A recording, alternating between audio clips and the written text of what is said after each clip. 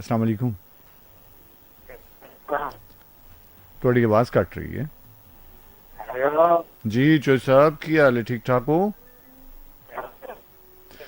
चौधरी साहब ਤੁਹਾਡੇ signal break हो रहे ने, आवाज़ ठीक नहीं आ रही साढ़े तिकर। आवाज हाँ जी हुण आ रही है जी। पहले तो मैं जनाब शुक्रिया अदा करांगा उन्होंने सिकंदर साहब का, अच्छा जी। जिन्होंने हमें प्यार नाल मोहब्बत नाल बड़े खलूस नाल मोहब्बत का इजहार किया। हाँ जी हाँ जी जी जी।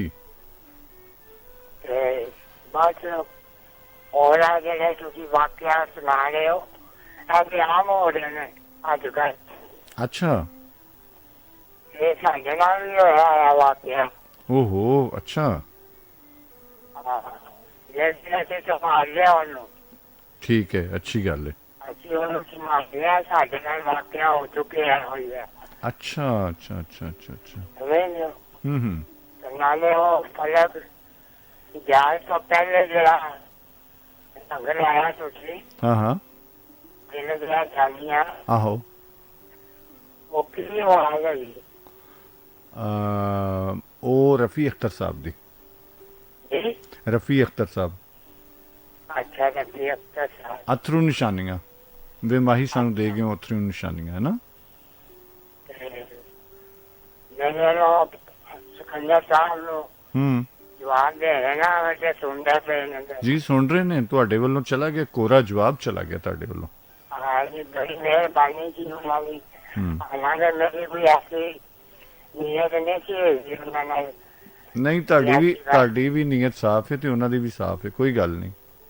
ਹਾਂ ਬਸ ਜਾਇਆ ਮੇਰੇ ਖਲੂਸ ਨਾਲ ਉਹਨਾਂ ਨੇ ਮੇਰੇ ਪਿਆਰ ਦਾ ਜਵਾਬ ਦਿੱਤਾ। ਹਾਂਜੀ ਪਿਆਰ ਨਾਲ ਪਿਆਰ ਦਾ ਜਵਾਬ ਦਿੱਤਾ, ਬੜੀ ਚੰਗੀ ਗੱਲ ਹੈ। ਹਾਂ ਜੀ ਹਾਂ ਉਹ ਜਰਾ ਫਰਮਾਇਸ਼ ਹੈ ਜੀ ਜਿਹੜਾ ਉਹਨੇ ਗਾਇਆ ਜੀ। एक बार फिर ਜਾ ਕੇ ਬੈਠ ਗਿਆ ਦਿਲ हाय, एक बार फिर हैं? ਦੇ।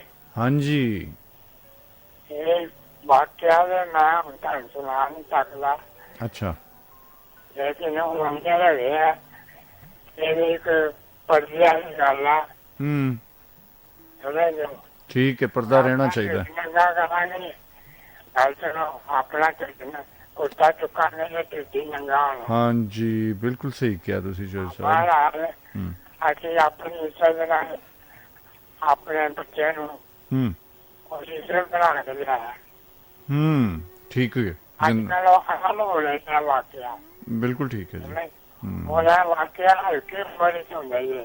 अच्छा ਹਾਂ ਜਿਹੜੇ ਅਜੇ 16 17 18 ਸਾਲ ਦੀ ਉਮਰ ਹੋ ਗਈ हम्म ਇਹੋ ਜਿਹੇ ਵਾਕਿਆ ਜਿਹੜੇ ਨਾ ਹੋ ਜਾਂਦੇ ਨੇ। अच्छा ਟੈਲੀਫੋਨ ਦੇ ਉੱਤੇ हम्म ਗੱਲਾਂ ਬਾਤਾਂ ਕਰਨੀਆਂ। हम्म। ਬਾਕੀ ਇਹ ਹੈਗਾ ਕਿ ਅੱਲਾਹ ਤਾਲਾ ਅਦਾਲਤ ਕਰੇ ਇਹਨਾਂ ਨੂੰ।